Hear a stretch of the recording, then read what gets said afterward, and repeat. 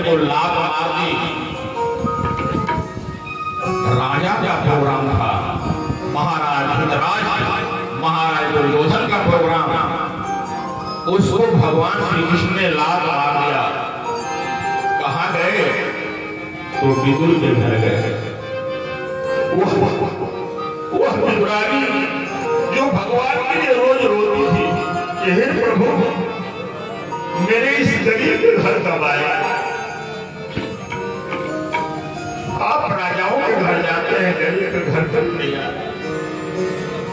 आज भगवान श्री कृष्ण इस 56 प्रकार के व्यंजन को त्याग करके और उस गरीब विदुरानी के घर पहुंचे हैं, जिसके घर में कुछ नहीं था, केवल 1 दर्जन केला था।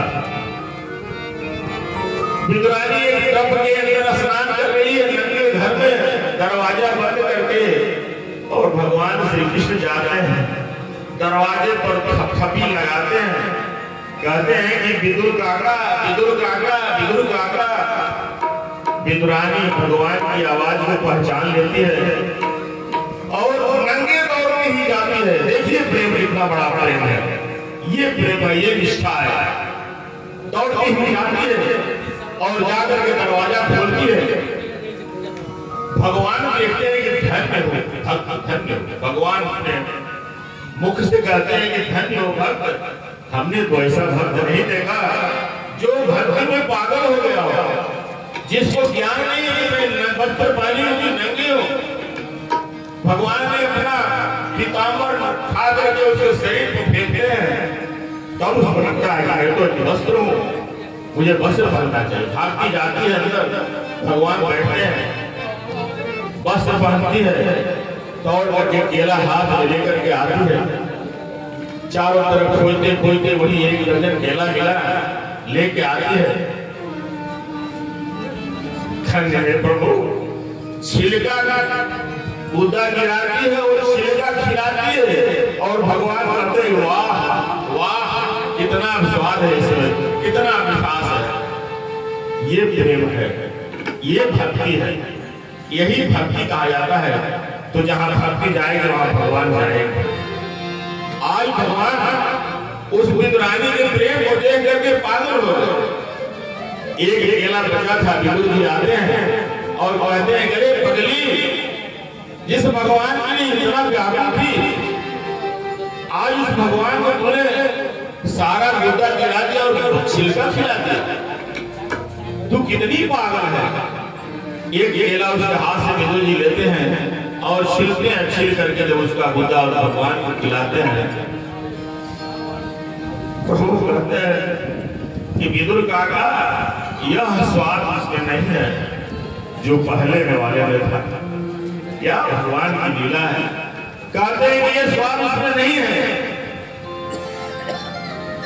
जो काकी ने खिलाया है, वह स्वाद इस केले के गुदा में नहीं है प्रभु। भगवान कह करके विदुर की तरफ देखते हैं, यही विश्वास और यही भक्ति है। अगर कहीं आयोजन करते हैं आप, तो तन मन धन तीनों से उसमें लग जाए और लग करके उस कार्यक्रम को पूर्ण करें। जन्म जन्म के सुधरल जिंदगियां, बिगड़ल जन्म जन्म के सुधरल। भगवान की इसी कृपा हुई दोनों को एक ही साथ पुत्र होने को हो गया, और सुरुचि से उत्तम और सुनीति से ध्रुव जी का उत्पत्ति हुआ। एक बार उत्तान राज्य है, अपने राज सिंहासन पर बैठे हुए थे। सौतेली माता का व्यवहार कैसा होता है?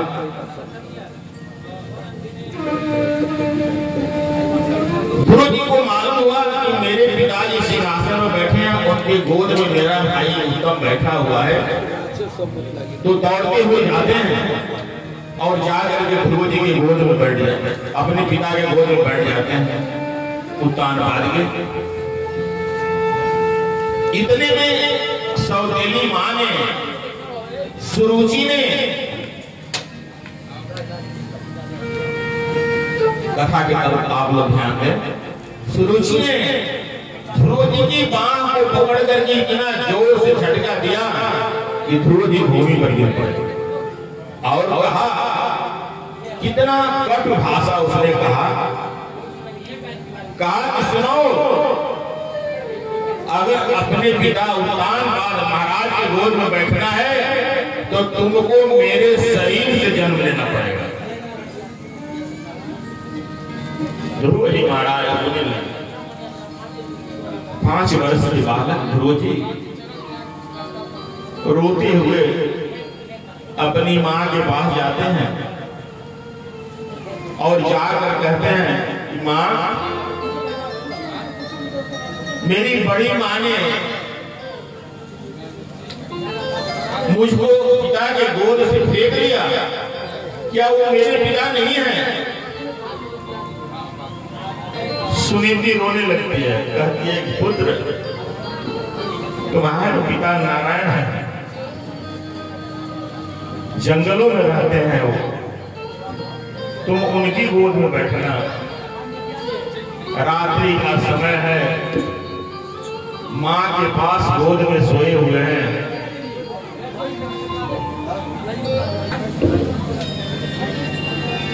मां के पास गोद में ध्रुव जी सोए हुए हैं, लेकिन नींद नहीं आ रही है।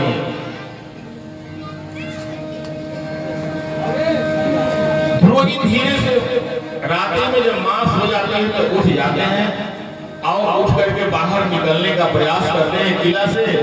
किले के दरवाजे पर एक भगवती का मंदिर है, उस मंदिर में जाकर उनके चरणों में गिर करके ध्रुव जी रोकर कहते हैं कि हे मां, अब तो मैं जा रहा हूं अपनी पिता के भोज में, तो मेरी मां की रक्षा करना। यह कहकर के ध्रुव जी निकल जाते हैं वहां से।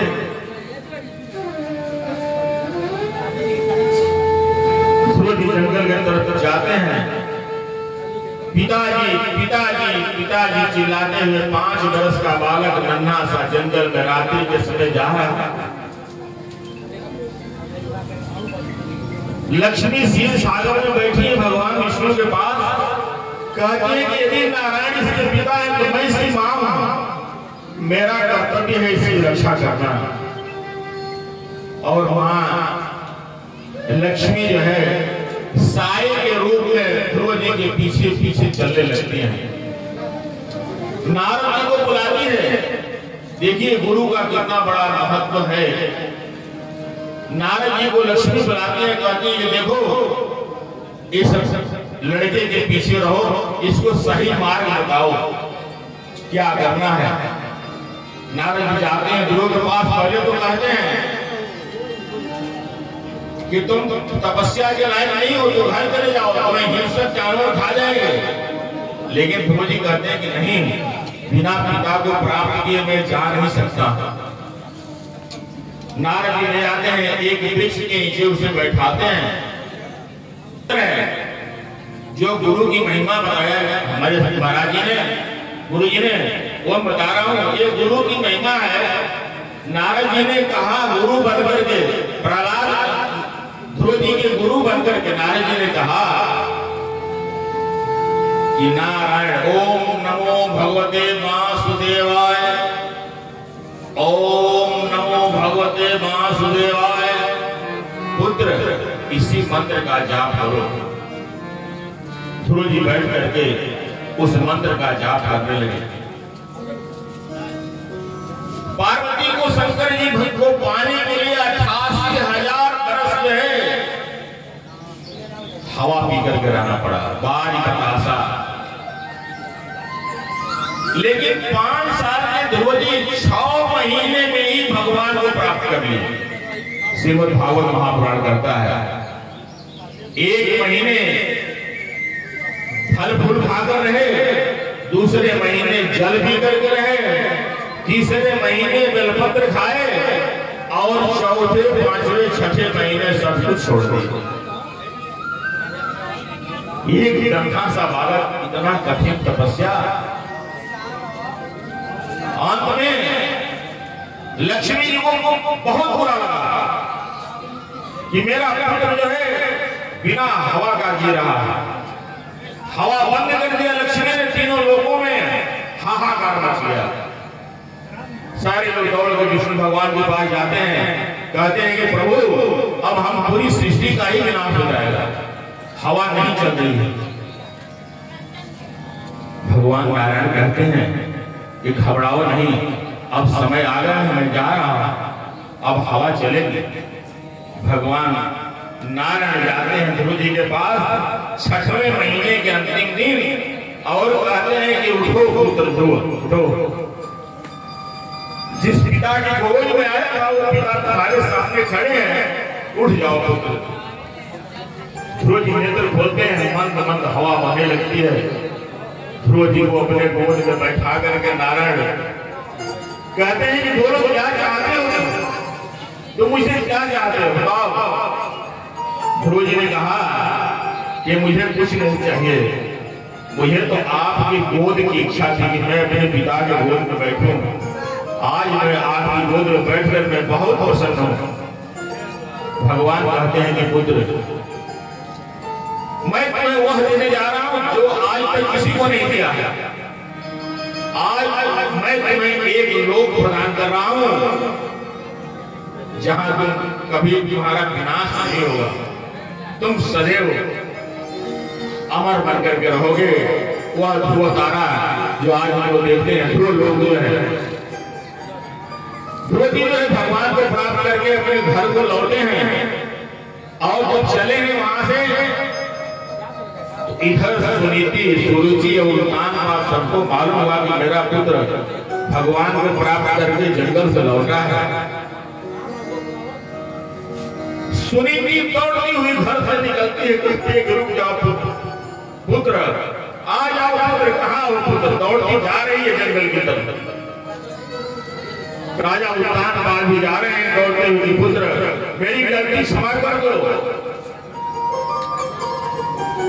पुत्र के मोह में माता सुनीति के दोनों अस्त्रों से दूध का फव्वारा निकलने लगता है और पूरा शरीर भीग जाता है।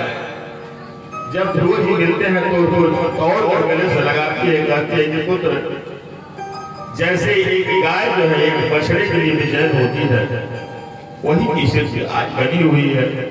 ध्रुव जी महाराज माँ को पकड़ करके माँ माँ माँ कर रहे हैं और वह चुमुकी चाटती है, दोनों तरफ से पकड़े हुए हैं। घर लेकर के आते हैं। 5000 वर्ष राज्य करने के बाद ध्रुव जी महाराज काल के सर पर पैर रख करके और दोनों लोग को गए।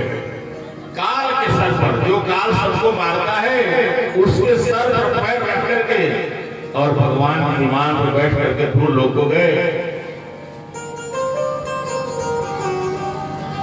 उस पर आए हुए लोग उनके सेवक थे, जो उनके देवदूत थे, उन लोगों से कहा कि मेरी माँ कहाँ है, दिखाओ, मैं तो जा रहा हूँ अपने लोग को, मेरी माँ कहाँ है? कहते हैं कि आपने नीचे दूसरे विमान पर आपकी माँ देखी वो बैठी हुई, मेरे पिता कहाँ है? कहते हैं कि आप ध्रुव जी पूरे परिवार को लेकर के जा रहे हैं।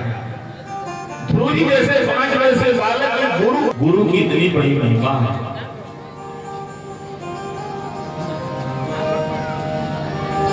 गुरु का महत्व इतना बड़ा है।